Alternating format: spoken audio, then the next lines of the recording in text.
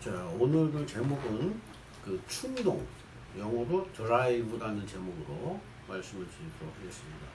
이 충동이라고 번역을 하기도 하고 어떤 분은 욕동이라고 번역을 합니다. 이 욕동과 욕망, 이게 어떻게 다지냐 하는 것은 나중에 한번 제가 다시 설명을 드릴 기회가 있을 것입니다. 오늘은 그 충동 또는 욕동이라는 제목으로 말씀드릴 건데, 그 창세기 3장 16절 말씀을 아까 읽으셨던 것을 참고로 해서 말씀을 드리겠습니다. 3장 6절 아닌가요? 3장 6절 말씀입니다.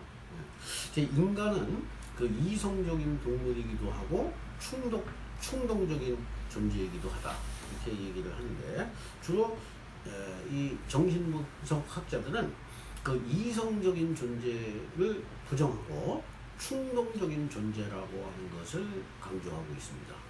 근데 이 충동을 부정적으로 보는 사람들은 주로 이성, 합리주의자들입니다. 근데 그래서 충동을 억압해야 된다, 이렇게 얘기하고 있습니다. 근데 이게 충동이 억압을 한다고 해서 없어지고 소멸되느냐? 그렇지 않습니다. 억압된 충동은 반드시 다시 돌아온다, 이런 원칙이 있습니다. 억압된 것은 반드시 회귀가 된다는 거예요. 없어지지 않아요. 그러니까 이 억압을 하는 것이 중요한 게 아니라 올바른 길을 찾도록 하는 것이 중요하다라고 하는 것을 정신분석학자들이 강조를 하는 것입니다. 저 정신분석의 아버지라고 말할 수 있는 그 프로이드가 인간은 그 분열적인 존재다, 이렇게 말을 했습니다. 그 프로이드의 그 주장을 더 아주 세밀하게 분열적 존재가 인간의 정신 상태의 어떤 기본적인 조건으로 설명한 사람은 페어베언이라는 사람입니다. 영국 사람인데, 여러분들이 그 대상관계 이론이라는 것을 보게 되면은 그분의 학자 이름을 들을 수가 있습니다. 어쨌든 프로이드는 자아, 초자아, 원본능, 이렇게 삼중 존재로 설명을 했고, 또 락강은 이것을 다른 용어로 표현을 했는데 상상계, 상징계, 실제계, 이렇게 표현을 한 것입니다. 그러니까 자아, 초자아, 원본능은 다 나를, 인간을 설명하는 용어고, 상상계, 상징계, 실제계는 그 나를 중심으로 설명한 게 아니라 그 나의 정신 세계를 중심으로 해서 설명을 한 것이다, 이렇게 말씀드릴 수가 있습니다. 그렇다면 이러한 그 정신분석 학자들이 연구하는 목적은 뭐냐? 인간의 목적은 다른 것이 아니라는 거예요. 기쁨이라고 하는 겁니다. 즐거움. 그러니까 즐거움과 기쁨과 행복을 올바르게 찾기 위해서는 이 정신세계를 잘 알아야 된다라고 얘기를 한 것입니다. 근데 이제 이 충동, 이 즐거움을 생산하는 그 기관이 4개가 있다. 그 4개가 뭐냐면은 입, 귀, 눈, 항문, 이렇게 말할 수가 있습니다. 근데 성경에서는 이 선악과를 먹고 나서 현재의 역사와 문명이 전개가 됐다, 이렇게 기록이 되어 있습니다. 근데 그 선악과를 먹었다는 것이 바로 그 입과 귀와 눈, 이것과 밀접한 관계가 있다고 하는 겁니다. 자, 그 최초의 인간 아담이 또 그 부인과 함께 그 선악과를 먹었다고 하는 그 상태, 그 먹었다고 하는 그 상태에서 그걸 먹어도 되는, 충분히 영적으로 충만한 상태에서 그것을 먹은 것이 아니기 때문에 말하자면 생명나무의 과실을 많이 먹은 상태에서 선악과를 먹었다면 그 올바른 하나님의 선하시고 기뻐하시고 온전하신 뜻을 분별할 수 있었을 거예요. 그런 의미에서의 분별은 오히려 하나님이 제지하지 않고 금지하지 않으신다고 하는 것이 성경 마지막까지 읽어보면 나오는 것입니다. 분별이 2가지가 있는데, 잘못된 분별을 판단을 하지 말아라 라는 뜻에서 선악과를 먹지 말라고 했던 것이지, 모든 판단을 하지 말아라라는 건 아니에요. 로마서 12장 2절인가에 보면은 하나님의 선하시고 기뻐하시고 온전한 뜻을 분별하라. 이것이 진짜 하나님께 드려야 되는 영적 예배다. 이렇게 얘기하고 있다는 겁니다. 자, 원본능, 실제계. 이것은 바로 인간이 창조되기 이전의 상태. 그 첫째 날, 둘째 날, 셋째 날, 넷째 날, 다섯째 날까지의 모든 그 환경을 창조한 동식물까지 다 해서 이 지구를 창조하시고 그런 그 상태, 인간 창조 이전의 상태를 실제계라고 한다 이거죠. 이 실제계의 특징은 뭐냐? 금지가 없었다. 자연 그대로 돌아가는 거예요, 거기서는. 그러니까 그 금지가 없는 상태에서는 선악이 없는 거예요. 율법이 있고 나서 선악이 있는 것이지 법이 없으면 선악이 없는 거죠. 그러니까 그것을 실제계라고 한다. 이해되시죠? 우리 이해됩니다. 그 다음에 상상계라고 하는 건 뭐냐? 에덴 동산의 상태를 상상계라고 한다. 이거죠. 에덴 동산은 인간이 창조가 됐지만 거기는 아직 그 선악과를 먹은 상태는 아닌 거죠. 또 뱀이 아직 출현하지 않은 상태고 그런 상태를 이제 그 말하자면 선악과를 먹지 말라라고 하는 그러한 명령 자체도 아직 주어지지 않은 상태. 그 에덴 동산의 상태죠. 그것이 바로 상상계라고 하는 겁니다. 이 상상계는 금지가 없어요. 금지가 없다고 여기서도. 인간은 있지만. 그것을 가장 그 정신분석학에서는 어떻게 다르게 설명하냐면 이렇게 설명을 합니다. 아기가 엄마의 뱃속에서 출생을 해서 2, 3개월 정도의 기간 동안에는 출생을 해서 분명히 이 육체적으로는 별개의 분리된 존재임에도 불구하고 그 아기의 정신 상태는 아직 합일, 한 몸의 상태로 뱃속에 있는 상태와 별 차이가 없는 그러한 갈등이 없는 그러한 그 존재 상태로 유지를 하고 있다고 하는 겁니다. 그것이 바로 상상계라고 하는 것입니다. 상상계. 상상계는 분리가 됐는데 분리를 느끼지 못하는 거예요. 이게 상상계의 말하자면 즐거움이라고 하는 겁니다. 자, 남자, 여자가 있습니다. 이 남자, 여자가 바라는 게 뭐냐면은 이 상상적인 즐거움을 하는 거야. 너는 너고 나는 나고 이렇게 분리가 돼 있음에도 불구하고 어떻게든지 정신적 일치감을 맛보려고 하고 맛본다고 이렇게 그것이 가능하다고 상상을 해.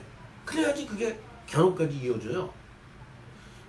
그 결혼이 이런 상상계를 상상적인 그 욕망에 의해서 결혼을 한 사람은 결혼한 후에 반드시 갈등을 겪게 됩니다.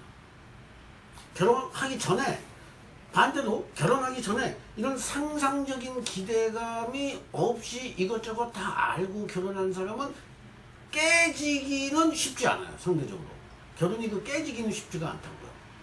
깨지진 않아요. 그런데 이제 그 쉽게 얘기하면 그 상상적인 환상에 빠지는 그 어떤 즐거움이나 기쁨은 좀 덜하다 이렇게 볼 수도 있는 것입니다. 자, 그 예를 드는 거고 그 다음에 선악계를 먹지 말아라 이렇게 이제 명령을 했습니다. 그 금지 명령 이것이 바로 초자아 상징계라고 하는 것이고 특별히 그 에덴 동산에서 추방을 당해가지고 추방당해서 하나님과 이제 분리가 된 이후에 그 인간의 문명과 삶을 가르쳐서 상징계다 이렇게 얘기를 하고 있는 것입니다. 이 이야기 중에서 제가 강조하고 싶은 것은 뭐냐면은 그 구강기욕동 선악과를 따 먹은 거 마귀의 사탄의 뱀의 이야기를 귀가 들은 거 그리고 그 말을 따른 거 그 다음에 눈으로 보암직하게 그 선악과를 본 거. 이런 것이 바로 그 충동의 타락, 충동의 분별력 없음, 이런 것을 나타내는 성경 구절이다. 이렇게 말할 수가 있습니다. 물론 이것을 긍정적으로 말한다면 이렇게 말할 수가 있습니다. 그러한 타락의 과정을 거치지 않으면 에덴 동산의 상태가 굉장히 좋고 행복하고 기쁨의 동산이었다라는 것을 알 수 없었을 것이다. 이렇게 말할 수가 있어요. 왜냐하면 모든 아무리 좋은 것도 나쁜 것이 있어야지 좋다는 걸 아는 거예요. 이것이 이제 우리의 인식의 문제인데, 이 나쁜 예를 들면 섬에서 외딴 섬에 들어갔더니 남자가 딱 한 명이었어. 그러면 그 남자가 뭐 깡패 새끼든지 아주 그 악한 사람이라 할지라도 그 섬에 살고 있는 여자는 그 남자 한 사람이었기 때문에 비교 대상이 없기 때문에 어떻게 된다? 그걸 몰라요. 좋다는 것도 모르고 나쁘다는 것도 모른다는 거예요. 그런 의미에서 선악과를 먹는 과정을 통해서 에덴 동산을 그리워하게 되었다. 이렇게 말씀드릴 수가 있는 겁니다. 그러니까 인간의 모든 내면에는 그 에덴 동산과 같은 그러한 상태, 엄마 뱃속에서에 있었던 그 상태, 엄마와 함께 놀았던 그 어린 시절의 무의식적인 기억을 자기도 모르게 동경하는 그러한 그 그리움을 가지고 있다는 거예요. 왜 그러냐? 지금 현실은 그렇지 못하기 때문에. 그 현실의 선악과를 따먹고 갈등이 있고 고통이 있고 먹고 살기 힘들고 이런 굴곡을 거쳤을 때에 비로소 그 좋았던 시절을 그리워하게 된다. 이렇게 이제 긍정성으로 풀어갈 수도 있다고 하는 겁니다. 더 중요한 거는 그 충동 자체, 그러니까 눈과 입과 항문, 그것이 거듭나야 된다고 하는 것이 무슨 말이냐라고 하는 거예요. 우리가 볼 것을 보고, 예를 들어서 그 선악과를 보고 눈이 즐거웠단 말이에요. 근데 선악과를 보고 눈이 즐겁지 않고 하나님이 말씀하신 생명나무를 보고 눈이 즐거웠다. 그러면은 생명나무를 먹었을 거 아닙니까? 그러니까 그러한 생명나무를 보고 즐거운 눈이 될 때까지는 기다렸어야 되는 거예요. 인간은 어디서 망하느냐? 조급하면 망하는 거예요. 조급하게 판단하면 망한다고. 그거를 암시하고 있는 거예요. 근데 특별히 제가 여기서 거듭난다고 하는 것을 눈과 입과 귀와 항문이 거듭나야 된다는 걸 얘기하는 거예요. 이게 근본적인 거듭남이에요. 그러니까 어떻게 거듭나느냐? 이거를 주장하는 정신분석 학자가 거듭남의 얘기는 하지 않아요. 근데 신학자 중에 이 눈과 입과 학문, 이 감각의 거듭남, 제가 한번 설명한 적 있어요. spiritual feeling. 이게 영적 감각, 영적 감각으로 승화가 돼야 된다. 그래야만이 진정한 우리의 존재가 성전이 된다고 하는 거예요. 성전. 그래서 이제 결론적으로 얘기하면 그 기쁨의 셈은 맞는데, 눈, 귀, 입, 항문이 기쁨의 셈이 맞는데 이게 어떠한 종류의 기쁨을 생산하고 있느냐라고 하는 것이 중요한 거예요.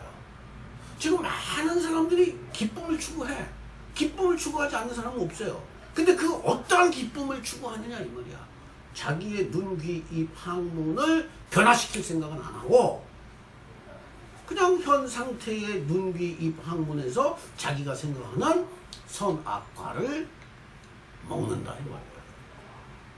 그것이 세상이라고 말하는 거예요. 그것이 성경에서 말하는 세상. 그러니까 너희들은 성전이 될 수가 없어. 성전이 더러워지는 거야. 그러니까. 그래서 거듭나지 않고는 새로운 인격은 요원하다 라고 하는 거예요. 그래서 우리가 할 일은 뭐냐? 그것을 다 배설해야 된다. 그 선악과로 먹어서 형성된 우리의 무의식 세계에 있는 것을 다 배설하는 기쁨, 그것을 추구해서 가야 되는데, 바울 선생의 말에 의하면 바울 선생님은 내가 배설물로 여긴다. 예수를 만나니까 더 좋은 기쁨, 더 좋은 희열, 더 좋은 하늘의 존재의 기쁨을 맛을 보니까 옛날에 기뻤던 것은 다 벗어 던지게 되더라. 그런 말씀에 우리가 동의할 수 있는 거죠. 그러므로 우리가 오늘 추구해야 되는 것은 온전케 하시는 그리스도 예수를 바라보자. 이렇게 되는 것입니다.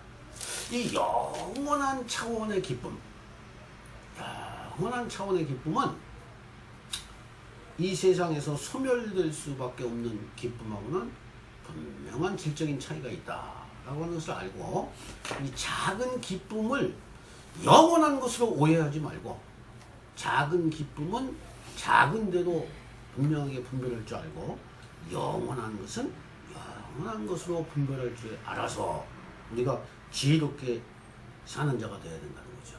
그러려면은 십자가를 맨날 바라보면서 그 온전케 하시는 주 예수 안으로 들어가고, 또 그 주 예수를 우리 영 안으로, 마음 안으로 모심으로써 우리가 그분과 소통이 되는 영적인 상태, 마음의 상태가 될 때라고 말할 수가 있습니다. 저와 여러분이 그러한 눈과 귀와 입과 학문이 특별히 그 배설하는 기능, 이게 굉장히 성경에서는 그 창세기에서는 학문에 대해서는 얘기하지 않지만 이제 바울 여기 와서 얘기를 하는 거예요. 왜냐하면 창세기 때는 이게 뭐 먹은 게 없으니까 배설할 것도 없다고 봐야죠. 어? 그러니까 그 나중에 그 이제 배설할 게 많이 생기는 거죠. 먹고 보고 이런 것들을. 그러니까 우리의 그 내면을 잘 관찰을 하고 명상을 해서 우리가 벗어버려야 될 게 뭔가 하는 건데, 이것을 이해를 하고 그 다음에 실천해야 될 거는, 매일 실천해야 될 거는 온전케 하시는 예수 그리스도를 바라봐야 된다고 하는 겁니다. 이러한 심층적 접근, 그러니까 심층적 성경 이해, 이것이 앞으로 우리 이 21세기 AI 시대에 그 나아가야 될 기독교인의 방향이다. 이렇게 말씀드리면서 오늘 말씀을 마치도록 하겠습니다. 이상입니다.